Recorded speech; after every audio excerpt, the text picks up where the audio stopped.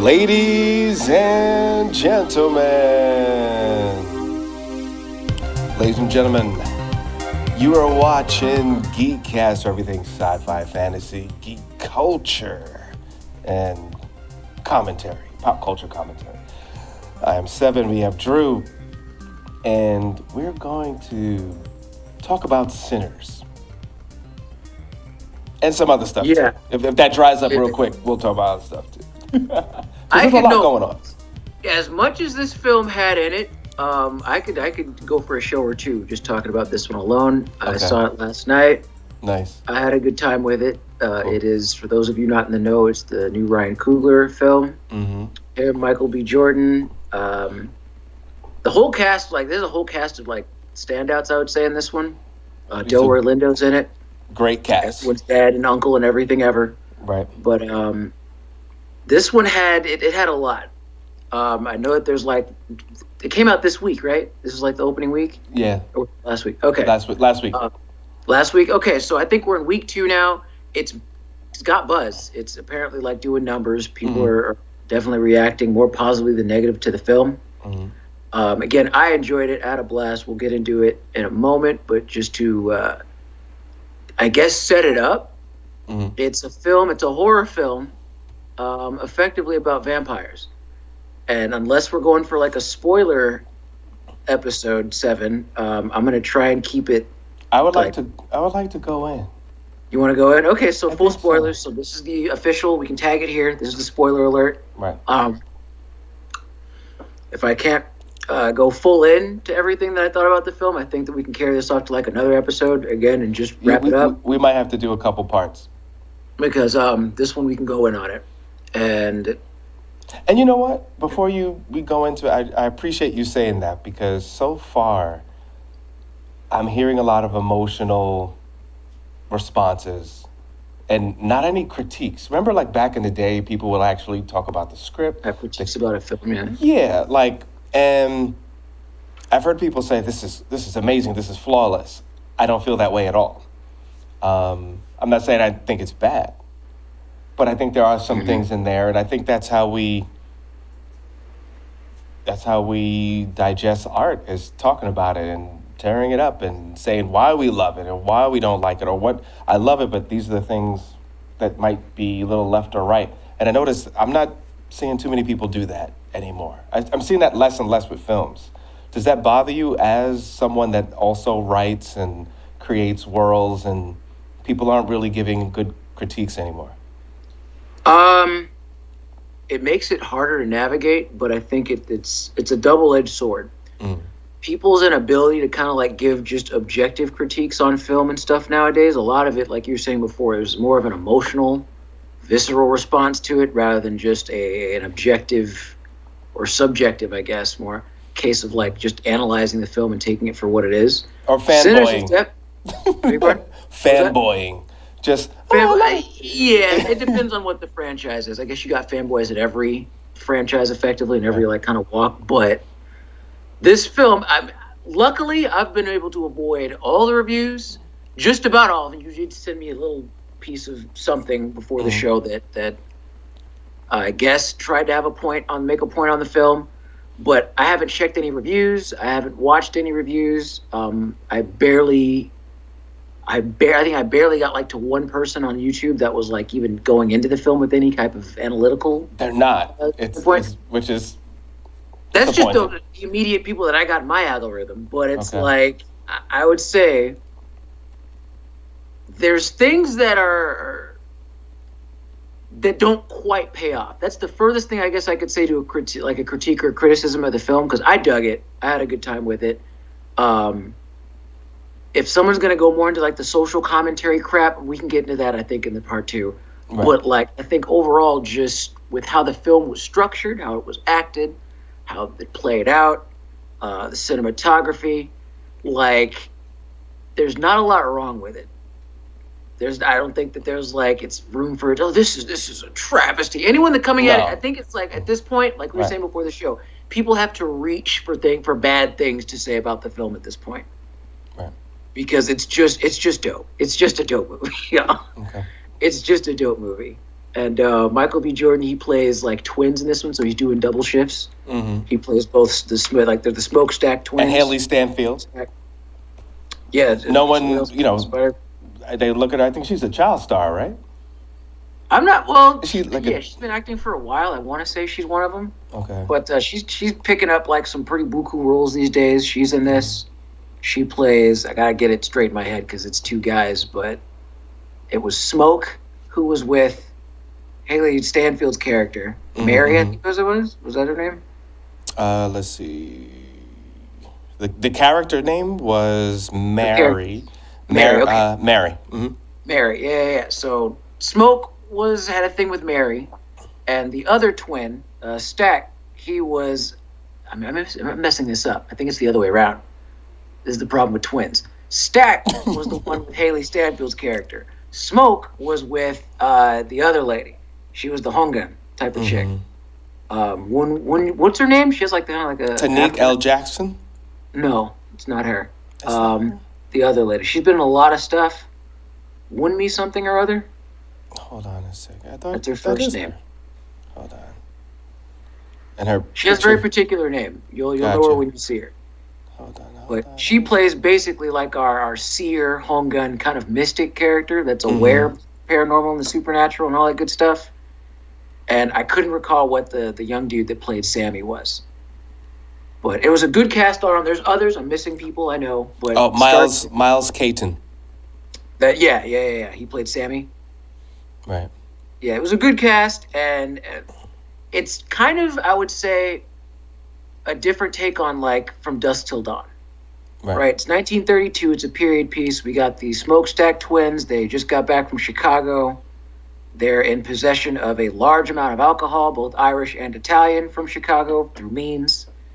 They want to set up a juke bar, like their own like spot in town. And after they assemble, like most of the first setup, I'd say the first 45 minutes or so of the movie, it's just them setting that up. Right. They introduce the players. I like not all the pacing, but the world building, I think, is very, very good in this film. And this is where I could see, and the cinematography was great. Using a lot of bokeh, which we don't see often in films. So there's this warmness and romance. Even when you use it in your phone, people don't realize, like when you see an object and the whole background is blurred out using bokeh, and you get an extra amount of that using the type of film that they use to do this film. Oh, okay. It was how it was shot.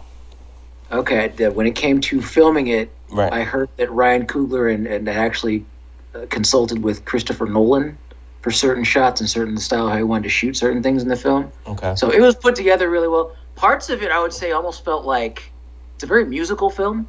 It's integral to the plot, but it's also it almost could qualify as a musical in places because there's like a music video type of vibe to some of the sequences in it. Right. Those I thought were very interesting, particularly when Sammy, he's a musician in the film. He's the son of the preacher. He's doing this whole thing, and you learn early on in the film that his family, they're griots. And you're like storytellers, musicians, and they have the ability to like commune with the spirits and stuff. So the whole shot, like the sequence of them, that when the party's like going, right, and you start seeing the different eras of musicians and all the different performers and stuff, that was like straight up some music video stuff for me. That was straight up a little too long. I thought the sequence was like, I get it, and it's a borrowed concept. It's not original to this film, but I liked it. You know what threw me off? Is when they started with the booty shaking. The twerk, that's the one part of that whole sequence that I didn't give a crap about. But it's like, I get it. It's the idea that it was both the past and the present and the future. But the thing is, whatever eras of music, they had like the B-boy, DJ the B-boy was stuff. Good, right?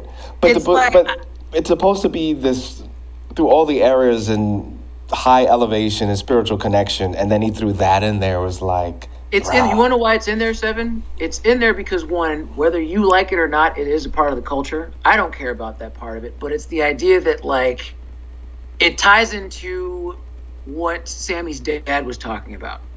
You want to walk in there and have everybody rubbing all on each other, sweating and all that stuff. That's effectively what it is. If it's a party type scenario where everyone's kind of like relinquishing their inhibitions and drinking and stuff, Right. yeah, I guess booty shaking's going to bust out at some point. It's what people do. So if that's part of the human condition. It's an annoying part of the human condition, sure. But yeah, you're going to have that part in it too. My and goodness. here's the thing too. Right. You notice it's only there the one time.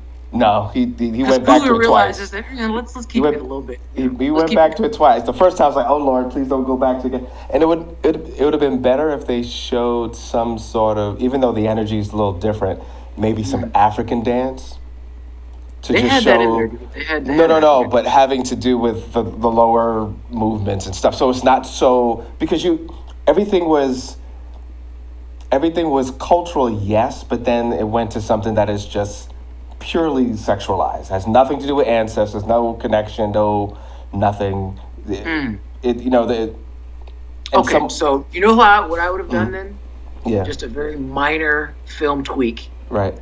When you have them show up, right, it would have been the New Age twerkers on one side, and then the ancestors doing the ancient version on the other. You could have like a shot with a panning thing. So the camera could pan, you'd have the elders, and then you'd have the new one, and they'd kind of circle around each other for one shot, and then you keep it pushing. Now, I didn't know that this was a part of that whole going through the ages and musical sequence was part of August Wilson's work. I didn't know that. Oh, okay. Well, it's both in the plot and if it's a behind-the-scenes thing, that's cool. I didn't know that myself, but it's very well put together, I think, in that regard. And they do it multiple times. Right. I guess we're kind of just haphazardly going to go into it, but as the plot progresses, let's go further back. Let's go back. Let's cut some order. Sammy, the character Sammy, which I thought was very interesting. I kind of wanted more. Not only he was played well, I think he was played well because you felt his innocence a little bit. He did, so. He does a good job. But then at the same time, it was like they set him up as he's the preacher's kid, and he's a good kid. He just happens to play the blues, which is bad and evil and sinful. Well, his dad sees it as that, but it's the central argument is his dad saying, "Yo, dude, that's like a way to sin," and the foil to that is Delroy Lindo's character, who's just the old drunk that does harmonica stuff. Right. For whatever quarters and knickknacks he can get on the street every day. But that was the kind of the play right there. But that's I guess because how he was played, I felt the innocence. I thought it was interesting because here's this good character. Usually when you start out this good character, something's going to change. There's going to be a turning point. That's classic. But then you realize he wasn't a really good kid. He was all the things that the dad thought like he was running after a woman that was married. He wanted to run the streets. He's like, I want to be like you guys. I'm not going. That's his arc, but I'm not going to lean into this idea. Well, he was just a bad person. No, dude. Well, I'm not it wasn't the black guy. That's the thing. It wasn't his arc because that's who he was. Like nothing changed. Like in the environment where he went into the church. He appeared one way, but then you realize he wasn't this good kid. It's not a matter of him being good. Being good and going back and just doing what Daddy tells him to do, I don't think it's characterized as just him giving up what he loved to do. I think the idea at the end of the day was that if that's going to be your sin, if that's what you're going to do, then be good. That was his thing, because the kid kills he goes up against vampires. Obviously, he doesn't know what he's walking into. Right. He's walking into what his dad doesn't want him to, but he doesn't realize he's walking into effectively a death trap. But as you see him go and he's doing his music, and he's discovering sex, and he's discovering alcohol, and he's having these moments. That's not in and of itself him being an evil person, and he's just showing that he was exactly that person. No, it's the kid. In order to know, because we don't know if he's going to choose the guitar, if he's going to choose his dad. The whole thing is you have to first delve into that sin. You have to transgress first in order to know whether or not that's what something. I guess my point is his character. There was no development. He's basically the same. I disagree with that. Well, where's the change with him? Well, one, he kills a vampire. But that's just self. I mean, that's not. It's self-defense, yeah. But it's like when everybody else can't. It's like he's the one at the end of the day that does. He's our final girl, you could say. He's the one that survives. So to go through that, to stare evil in the face and survive, that's not just you've gone through no change whatsoever. Then it's all right. I'm going to go and pursue what I want to do. It's not a matter of you just didn't learn anything. It's no, he needed to discover if he wanted or not what he wanted to go, what he wanted to do before he did it. I have to transgress first to understand if that's something that I actually want to do with my life. And then he went on and did his thing with the scar on his face and everything. Right. I mean, that's an interesting perspective. I mean, I don't see... I mean, his character made decisions, but I don't see a change in his character. There was no development of the change. Okay. I guess we'd agree to disagree on that one. Because kid starts off as like the well-to-do son. He wakes up twice as early as everybody else, finishes his work, does everything that he needs to do because later on he wants to go play music. And his dad, no. That's why, because it's a gateway to sin. I'm like, well, let me go see that for myself. If that's something that I'm going to do with my life, let me at least go make that choice first.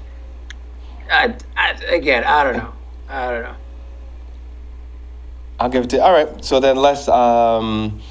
So what do you think of the concept of throwing in that he's running after a married woman? That didn't say anything about the personality, character, or... He brings it up. I find it very interesting how you're like pointing that at him, but not at the woman who apparently was married but running around chasing other guys. Well, of course. Well, We're not going to question her about that. She's a pretty strong, independent woman, Seven. But yeah, we can go into her as a character next. Let's hone in on the guy. Why are you chasing a married man, or chasing a married woman? But like, funny. She could have been lying. He asked her at one point, "What would your husband think about this?" Right. Okay, but that's again sin number one. Sure, we can add that to his tally. He's a character, but he doesn't have to be Mr. Perfect. He goes, and I personally, when he does take her behind the canteen, right, and she's like, "I haven't washed," I'd have been like, "Okay, I guess that kills that then, because I'm not going down there." No, no. Yeah, that was cool. But he does, and I'll leave that right there. And I mean, here's to be fair too. They do set it up pretty early because he's talking to his cousin about it. Stack, he gives him the whole 411 on how to do it properly, and then later on the movie pays it off. So there we go. And then I don't know if he drank. I want to say he did. I think I saw him with a bottle at one point in his hand. He might have drank. He played some music. Oh, he's so evil. I think we are right. I think it is Tanique L. Jackson. Hold on, I'm gonna see. Are you talking about the lady that played Anna, the mystic? Oh, okay. Maybe. Yeah. Could we look? Because she's always an amazing. She's been in quite a few things. I like her. She's a good actor. It's Won Me Something. Okay. So no, this is the wrong person. Yeah. What is her name? I'm surprised they don't have her up in. Yeah, Wunmi Mosaku. Here she is, front and center. Okay. Nigerian-born British actress. She's been in a lot of stuff. Right. So she plays Anna. I'm pretty sure that's who she played. That was her character's name. But she was a mystic. She has this whole thing with a whole sex scene with a dude beforehand. Now, with some of the rumors that I heard, I thought that was them setting it up for like a half vampire thing with the movie. Because later you see them meet up and they have their whole emotional scene. And then after that, they get to it. There's a lot of sex stuff going on in this one. So it's the idea that we're going to hone in and try to say that the character doesn't change at all is a little wild to me still. But let's go. Let's go. Yeah, she's her Wunmi Mosaku. She's a really she's consistent. Yeah, she played she's real good. Interesting character in this one. She's kind of like our Yoda in describing the supernatural and stuff. She tells us the way that she described it almost implied that there are other things outside of vampires that exist in their world. There's the hates, which is what I guess it was something else than like from what a vampire was. So that was So now you mention that because she was the voice of reason or the voice of information, so we know what's going on. How do you deal with these beings? She said that, well, if you kill the main one, it doesn't affect It's not, the other ones. which is interesting because these vampires, the interesting feature about them, I would say, is they're a hive mind. Like when you get turned, you have access to all the other vampires' memories and knowledge and skills, apparently. Because our head vampire dude, what's his name? Hold up. Our head vampire guy was going around and turning people. Right. And they would all know the same thing. They were like a one conjoined mind. And that's a theme in the film. Right. That's like their little credo of fellowship. You remember them saying that repeatedly throughout the film? There's this idea of fellowship and oneness, like, you know, like community and stuff. There's the gathering that they have at the party, where it's the Smokestack twins, Sammy, their group. We have the whole sequence where they're partying and dancing together. And then later on, you have a kind of like a parallel scene where the vampires who've been turned, they're all dancing to the one vampire dude's like Irish jig. Right.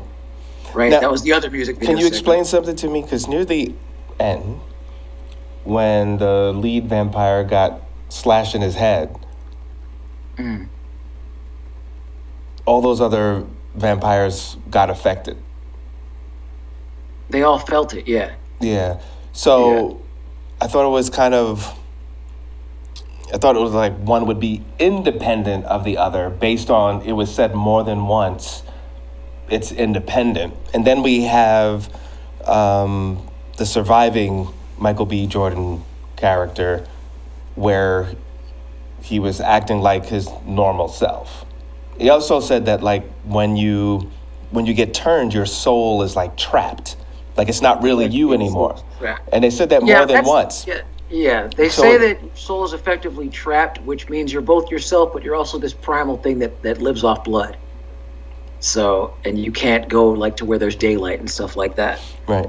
So, but if you notice, all the other characters, when they were turned, they were not themselves at all.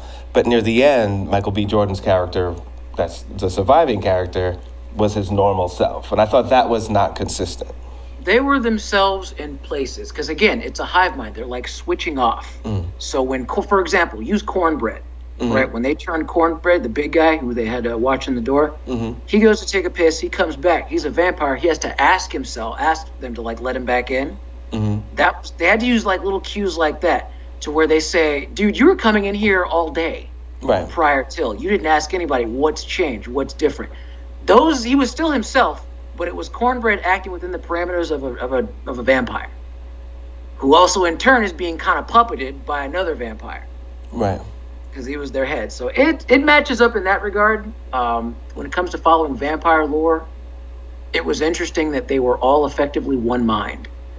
And that was kind of their pitch to where, we can all be one unit in a community and have one voice and all that stuff.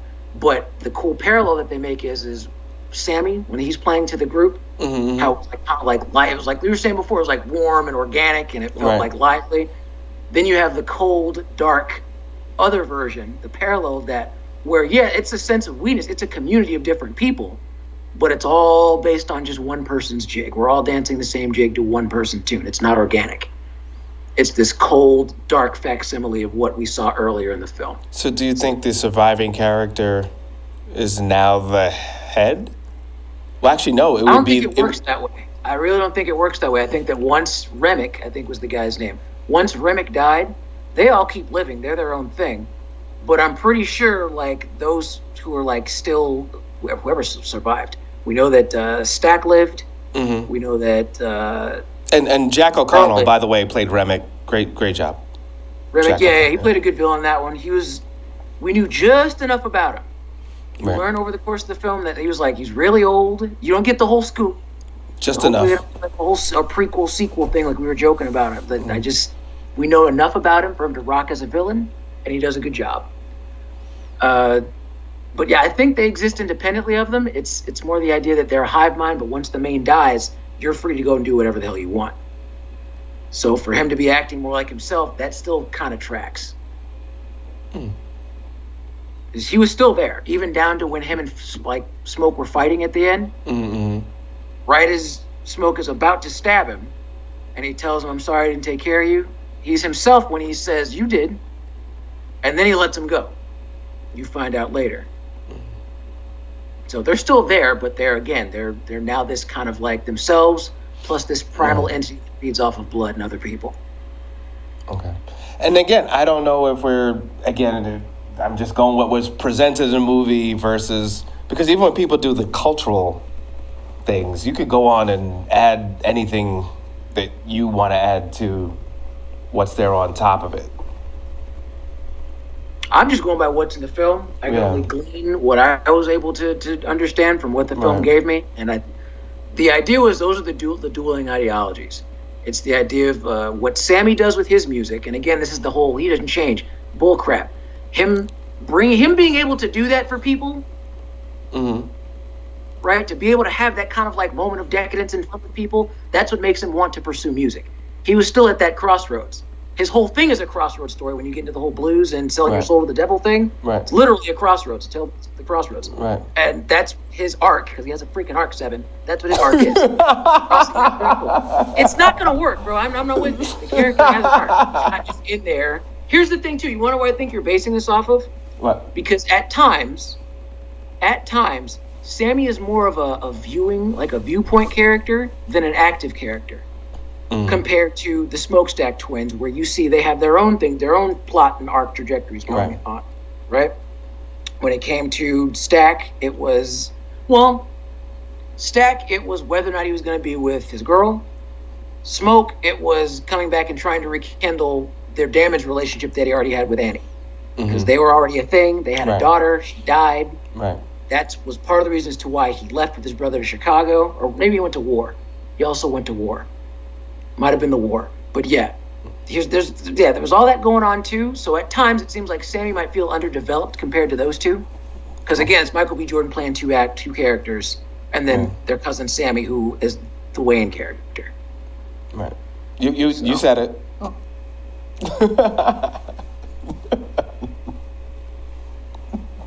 Oh, another. I was the kid, bro. He was a fine character. I'm not gonna go with whatever the hell you were pitching. No. Grace Chow, that character played by Lee Jun Lee, that was great. Well, till she screws us all over by telling the vampires to come in. But yeah, she did that a was good job. Weird. She went out like a G though. Did you see how she died in the film? Yeah. She takes out Bo. Bo gets set on fire, and then she burns with him. Right. I'm going down with you. I mean, yeah, they knew because they were gonna go after the daughter next, apparently. Right. But yeah, man. Oh man. Yeah, that was yeah. Pause for that character. There are some gnarly deaths all around, I would say. Delroy Lindo, Rip, what was his name? Slim? I don't want to mess up his name. Oh, by the way, if anyone's watching this is going to be part 1. If you're on stream, just Twitch, just relax. We're going to keep going. See part 2 of us talking about Sinners. Give it a second there. And you're watching GEEKCASTER. Go to GeekCaster.com. You can check us out on YouTube as well. And, of course, on Instagram.